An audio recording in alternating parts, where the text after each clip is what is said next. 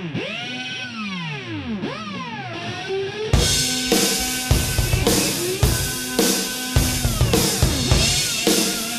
another cool find. This is Iron Maiden, Power Slave. Whoa, that's bright. And I always love the artwork on this cover. I always thought some good artwork on most of the Maiden covers. And they really look nice on a big vinyl cover. And that's what I love about buying these. And Aces High and 2 Minutes to Midnight were the songs that I remember most from here, and the song Power Slave. I've yet to listen to this one. I got it a few days ago, and for a steal, about $6, so not bad. And the one thing about Maiden albums, I love collecting them. I notice I don't listen to them that much. Nothing against the band, because I think the band's music's really good. I really enjoy it. It's fun stuff.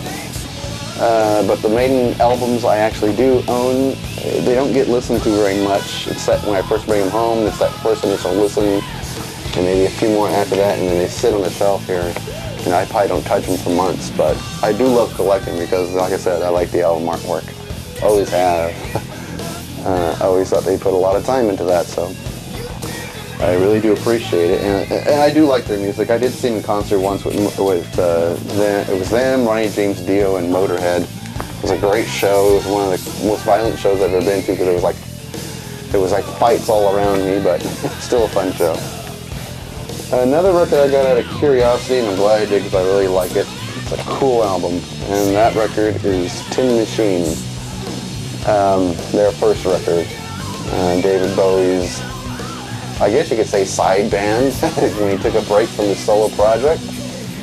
I vaguely remember this record coming out in the late 80s. It actually came out in 89. I could have swore that they made an appearance on Saturday Night Live when this album came out.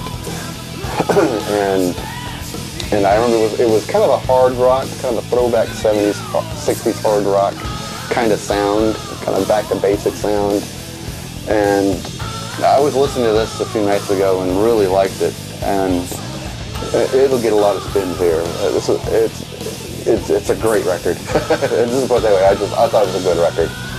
And I really dug the songs, that hard rock sound that they put into this one.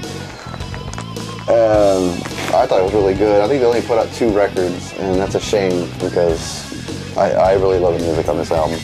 So Tin Machine, really glad to have that in my collection. This album I bought because I thought it would be a good addition to the Genesis family portion of my Genesis collection. And it is Michael Rutherford, Acting Very Strange. I have his first album, which is called Small Creek Day. And that album is awesome. This album, not so awesome. This album actually motivated Rutherford to start Mike and the Mechanics, because on his first solo album, he hired a vocalist to do all the lead vocals on the album, and that guy had a great voice in it. And I don't recall his name, but he does background vocals on here as well. But Rutherford on this album decided he was going to do all the lead vocal work himself. And I guess he saw that as doing a true solo album if he does all the singing himself. And in interviews I read from Michael Rutherford, he really regretted that decision because he does not like the sound of his singing voice. And I can't say I'm a big fan of this album. I don't think it'll get a lot of listens here. It's an okay record. I like Maxine, I like Halfway There. And Hideaway was a pretty good song.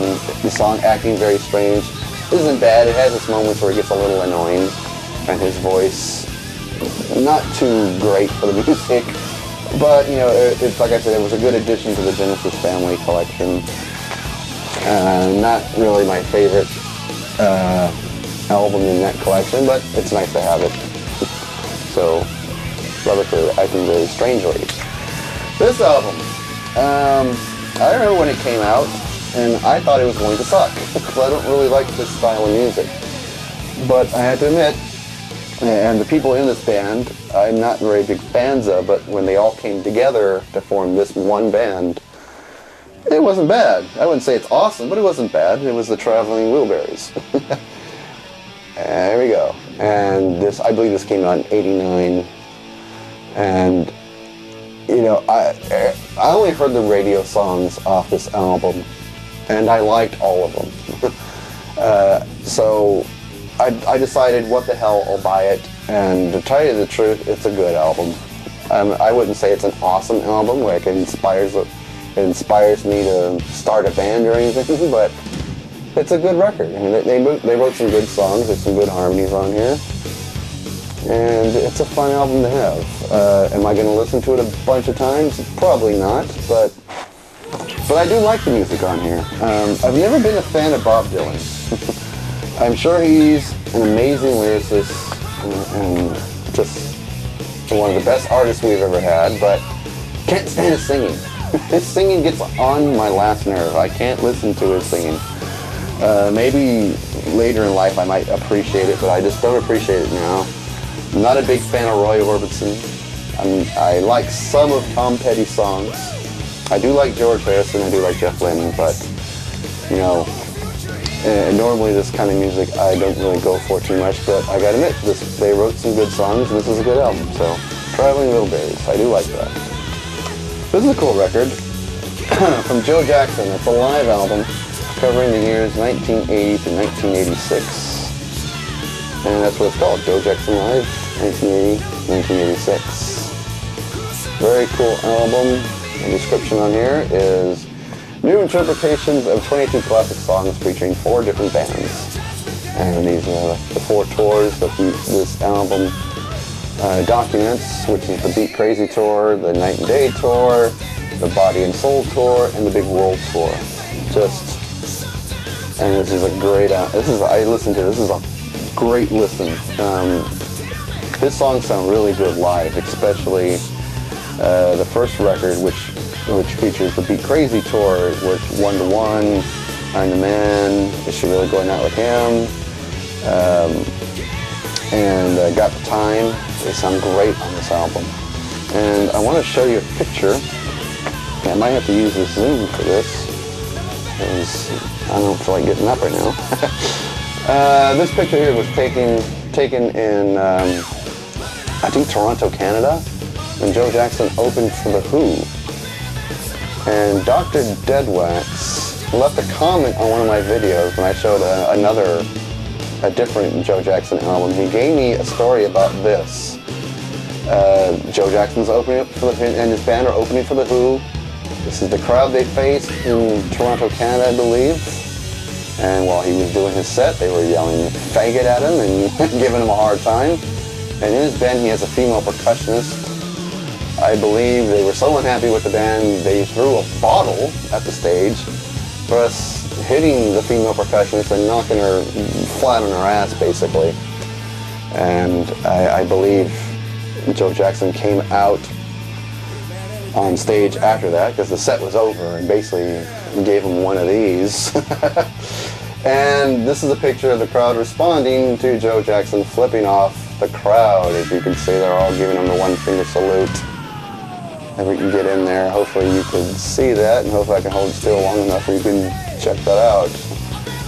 There's a few fingers flying in there, but anyway, thought that was a fucked up story. You know, someone tries to entertain you, and the crowd's throwing shit at you, so well, whatever. It's a rough crowd, I guess, up there in Toronto. And I knew Who fans are usually pretty aggressive, but I didn't think they were that aggressive. God damn, they're throwing bottles and knocking musicians out flat on their ass. That's mean. That's really mean. It's rough out there, I'll tell you. But anyway, this is a great record. Love listening to this. There's some good versions of Stepping Out and Can't Get What You Want. Be My Number 2, Breaking Us in Two, Jumping Jive. Some really good songs on here. I really love this record. Great live record. Almost wasn't going to show this one because it is so common. I think everybody has a copy of this in their home. But why not? I was listening to it a few nights ago and was really digging it. It's been a long time since I heard this album, and it's Prince, 1999. You know, a lot of people own this. They own this, and they own Controversy and Purple Rain. I do own Controversy, but I don't own Purple Rain. I doubt I will. Nothing against that album. It's a fantastic album, but I remember when my sister first got her first apartment, and my dad bought her a home stereo.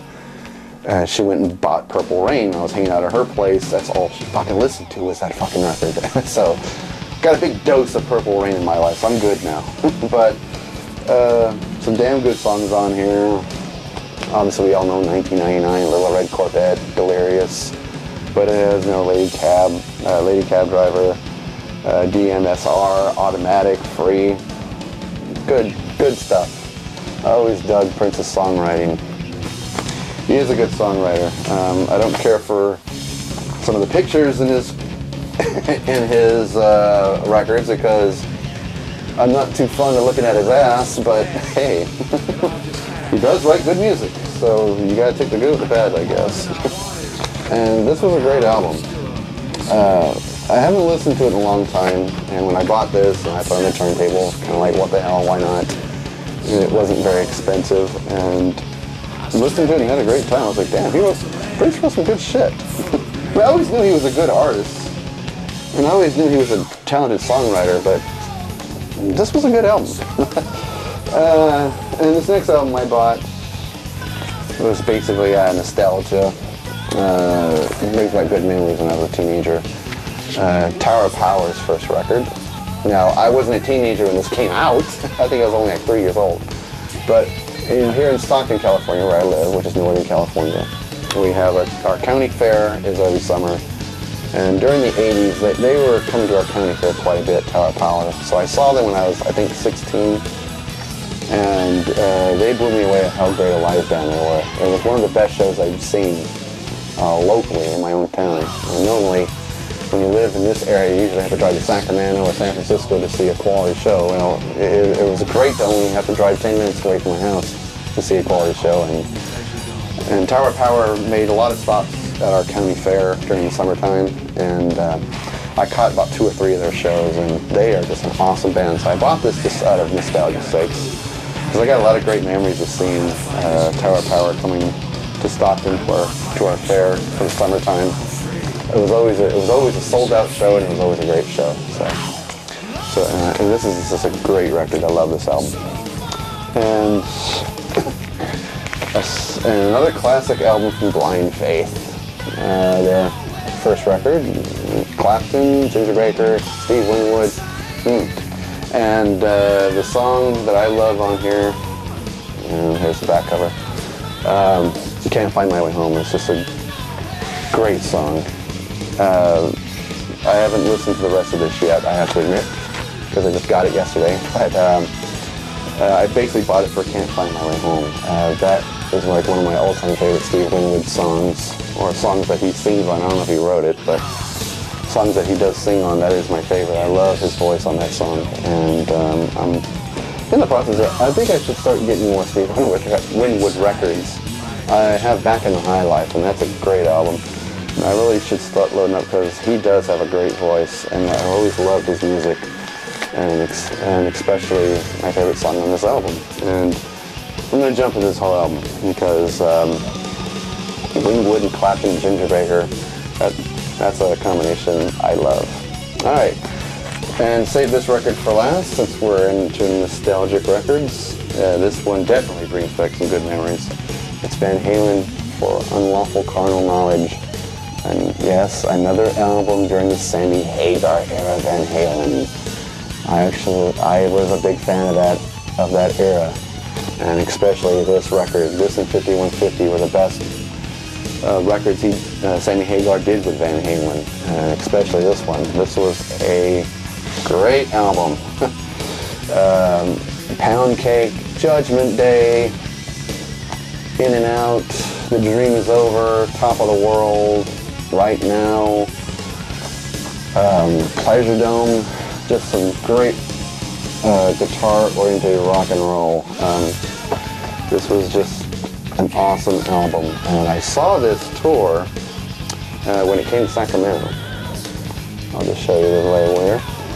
This came to Sacramento in 1991, the summer of 1991, and this album had just come out. It was a sold-out show, and the band that opened for Van Halen was a young band that just had its very first hit single out on the radio, and they were just becoming popular. And that band was Alice in Chains. And the song I'm talking about was Man in the Box. And they opened for Van Halen. And at the time I wasn't much of a alternative rock fan, but I became one that day because Alice in Chains just sounded that fucking good. They whooped some ass. and their whole set sounded amazing. I thought, man, this is a kick-ass band. I gotta listen to more alternative rock. And a lot of the Van Halen fans thought so as well. And they got a huge reception from the Van Halen fans, and I thought they would stink up the stage, and instead they kicked ass. And so every time I see this record, I think of that time I saw them in Kellogg's Amphitheater in Sacramento with Alice in Chains opening. But but Van Halen put on a great show too. This is a great album. Love it. Anyway, that's gonna do it, folks, for me. That was my vinyl haul for the last week or so. Some good records. Like I said, I was real sad to hear my favorite vinyl store, Replay Records, was closing. That is sad. Another record store bites the dust, and I am down to my limited choices where I can buy vinyl, so it's going to be tough. Anyway, hope everyone's doing good out there, and I'll see you at the next video.